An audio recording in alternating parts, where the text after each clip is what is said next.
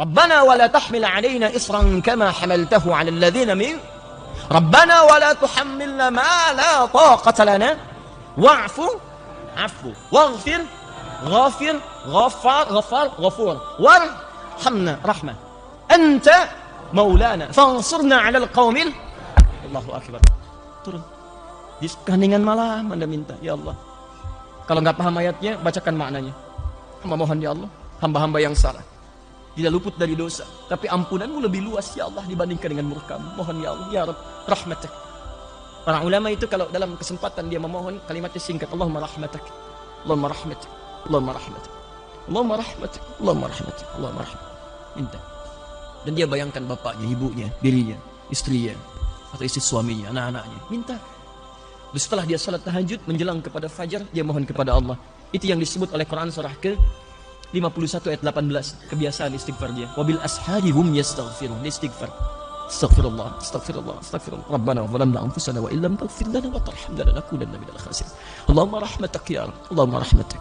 Allahumma rahmatak. ربنا لا تؤاخذنا إن نسينا وأخطأنا ربنا ولا تحمل علينا إصرا كما حملته على الذين من قبلنا ربنا ولا تحملنا ما لا طاقة لنا به واعف عنا واغفر لنا وارحمنا أنت مولانا Kau Tuhan kami ya Allah.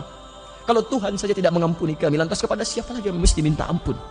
Kalau yang maha mengampun saja, yang maha pengampun tidak menurunkan ampunannya, lantas kepada siapa lagi kami mesti memohon? Kalau yang maha rahmat saja tidak menurunkan rahmatnya, kepada siapa lagi kami mesti minta ya Allah? Anda mintakan sujud. Anda minta untuk teman-teman Anda sekitaran. Kalau Anda merasa baik, minta saudara yang lain.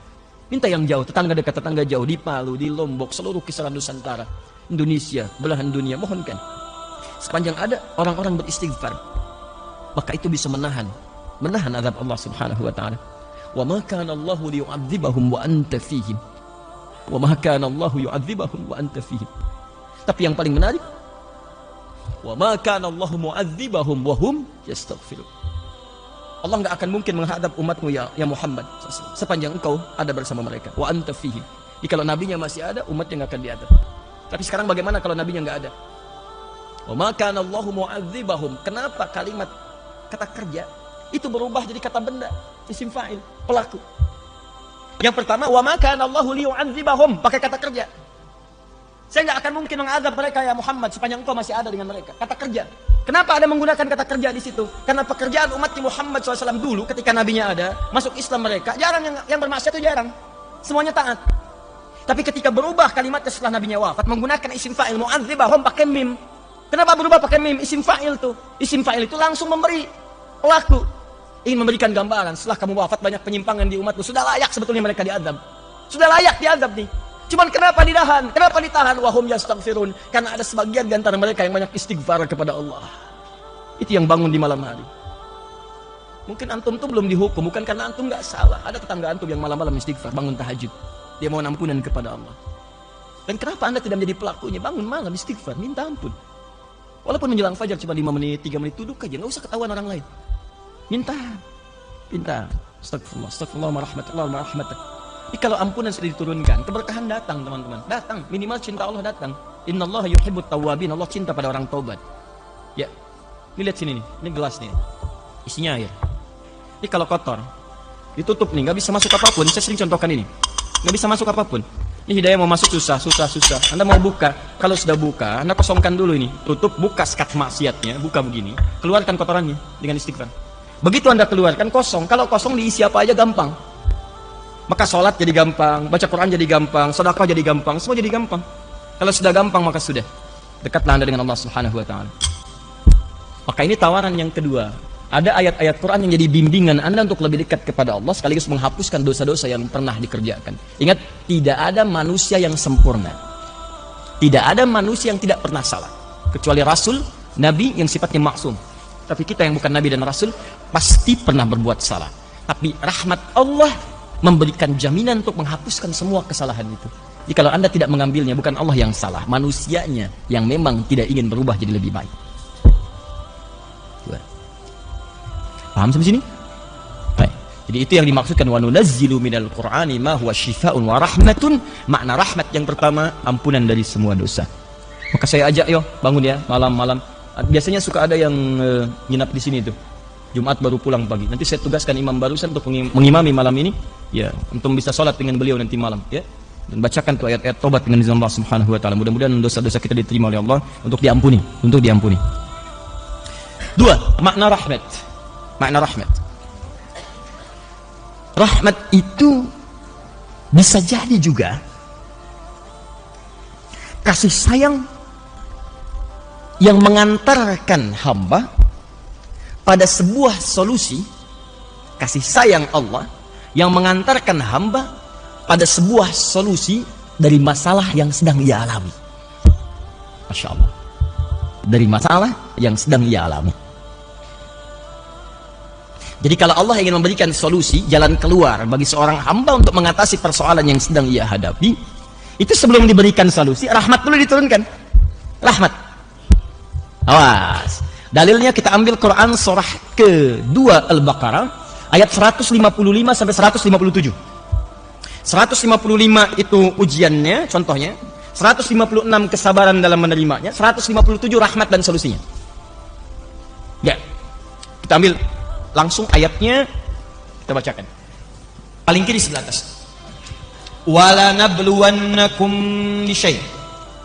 Dan setiap kalian yang hidup pasti kami akan uji dengan berbagai macam ujian kehidupan.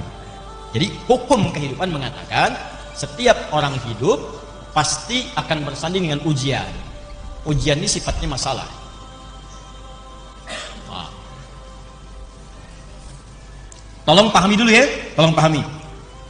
Ujian ini diturunkan oleh Allah bukan ingin menjadikan orang hidup terbelit masalah, bukan. Awas, lihat cara berpikirnya. Tapi ingin meningkatkan kualitas kehidupan seorang hamba. Jadi kalau seseorang sedang mendapatkan ujian masalah, sebetulnya masalah itu turun bukan ingin menjadikan kehidupan dia bermasalah, bukan. Jangan salah cara berpikirnya. Cara berpikirnya adalah karena Allah ingin merubah kualitas hidupnya jadi meningkat lebih baik. Karena dalam kehidupan dunia itu sifat ujian selalu hadir untuk meningkatkan kualitas kehidupan. Gini, logika paling sederhananya sekali. SD, anak SD. Kalau dia mau naik ke SMP, ikut ujian nggak? Ujian, masalahnya banyak yang dihadapi, soal-soal. Kerjakan ini, kerjakan itu, jadi masalah tuh. Dia pikirin, ibunya kemudian ikut terlibat, bimbing, ajarin ini, ajarin ini, ajarin ini. Ini baca ya, ini ibu Budi, ini bapak Budi, ini tetangga Budi, ini tasnya Budi, ya ini kucingnya Budi. Dia tanya, kenapa semuanya punya Budi? Nah itulah orang Budi itu orang yang sangat kaya, punya semuanya, tapi kekayaannya tidak membuat dia jauh dari Allah Subhanahu Wa Taala. Mau seperti Budi? Mau mah, udah gitu. Ayo baca. Kalau kamu bisa baca dengan baik, besok atasi ujian itu, kamu insya Allah dekat seperti Budi. Semangat dia. Begitu di jalan dia mau masuk ke sekolah. Wah ini ibu Budi, ini bapak Budi. Masya Allah. Sampai ke gurunya mengatakan, Pak, ini ibu Budi. Padahal ibu dia namanya Asep. Jadi anak SD itu diuji bukan untuk membuat dia bermasalah, tapi supaya kualitas keilmuannya meningkat, mentalnya naik, bagus. Apa ukurannya? Ujian. Kalau sudah lulus dari situ baru masuk SMP. Sebab kalau tidak diuji, bagaimana ketahuan dia mampu menjalani tingkat kehidupan dari dia di SMP? Tingkat pendidikan dia di SMP, pelajaran dia di SMP, mesti naik dulu statusnya. SMP pengen masuk ke SMA, ikut ujian. SMA pengen masuk kampus, ikut ujian. Dari kampus pengen dapat ijazah, ikut ujian. Nggak ada tiba-tiba ujuk-ujuk orang dapat ijazah, ikut ujian. Walaupun formalitas ilmunya lebih tinggi dari dosennya, tetap akan ikut ujian. Di sidang sama dosen, tetap ikut. Kenapa? Karena itu hukum kehidupan. Anda di rumah tangga, Anda di kantor, Anda di kehidupan sosial, pengen hebat, naik status, pengen lebih mulia, pengen lebih kuat, pengen naik status sosialnya, pengen lebih tinggi kedudukan, ikut ujian. Anak SD ada diuji, masa Anda enggak?